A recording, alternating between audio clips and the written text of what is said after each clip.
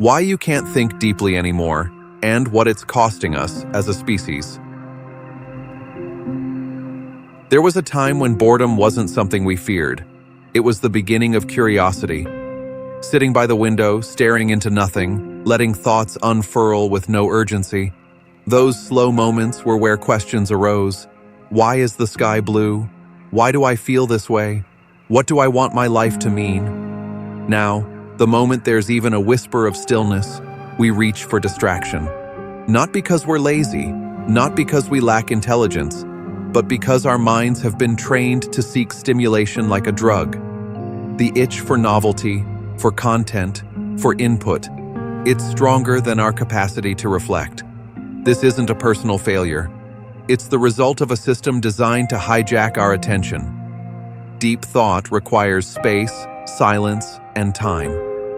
But none of those are profitable to the platforms that dominate our lives, so they teach us to avoid them. We're not just losing time, we're losing the part of ourselves that can sit with a problem, trace it inward, and understand it with care. It's a living, rewiring machine. And like any machine, it adapts to its environment. If you train it to handle 5-second videos, flashing headlines, and algorithmically optimized noise, it will adapt. But there's a cost. The mental software that once allowed us to hold complexity in our minds, multiple perspectives, long-term consequences, abstract patterns, starts to degrade. We lose not just patience, but cognitive stamina. Reading becomes harder. Writing becomes slower. Sitting still with one idea feels like an impossible task. This is not just happening to individuals. It's happening at scale, across countries, across age groups, across professions. A slow erosion of the very thing that made human civilization possible, the ability to think deeply and act wisely. And it's not happening because we're weak. It's happening because we're unprotected. The platforms you use every day are not neutral. They're not just places to connect or share. They are data harvesting machines designed to monetize attention. They don't want you to think. They want you to react.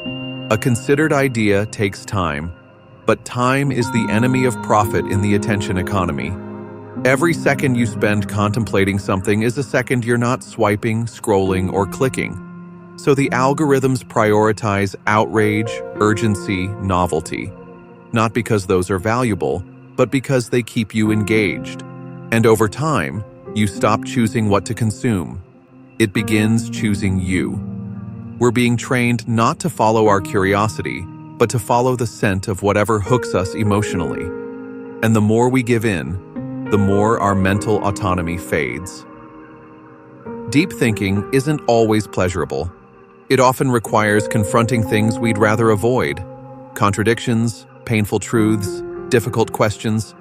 It's uncomfortable, even lonely at times. But we've built an environment where every moment of discomfort can be instantly replaced by something that entertains us.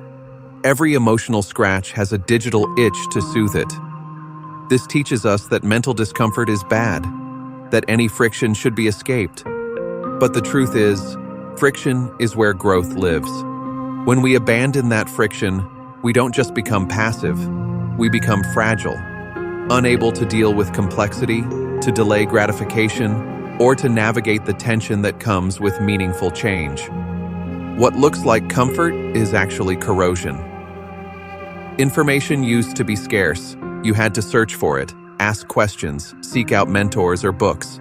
That process built memory, understanding, and wisdom. Now, information is a flood. But more is not better. We're constantly exposed to snippets, fragments, summaries, the illusion of knowledge without depth. We read a headline and feel informed. We watch a 30-second video and feel educated. But what we're absorbing isn't insight, it's noise. This overload leaves us mentally paralyzed.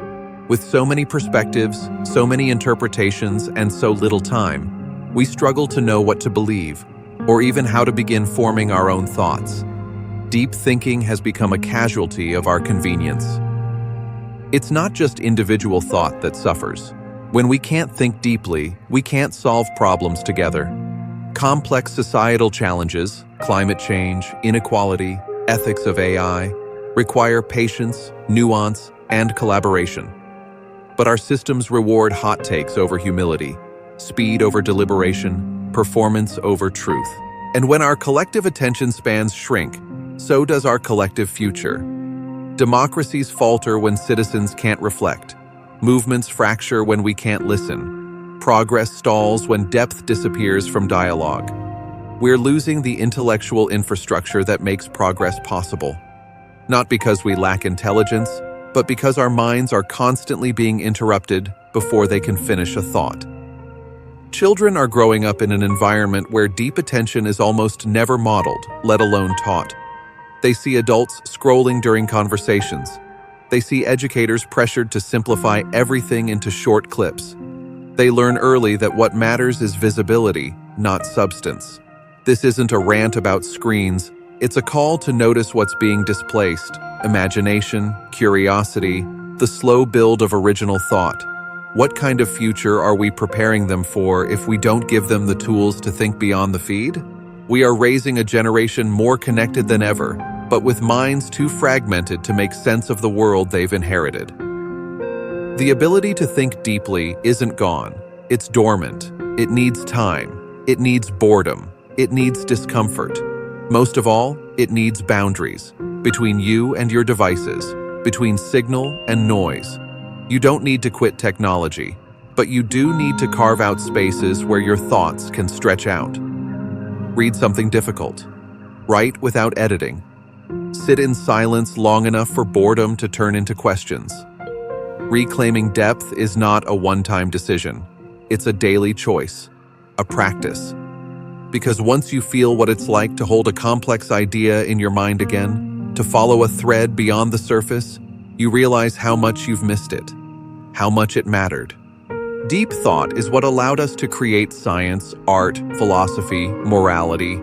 It's what allowed us to imagine futures, challenge systems, and build civilizations. Losing that isn't just a personal tragedy. It's a species-level crisis.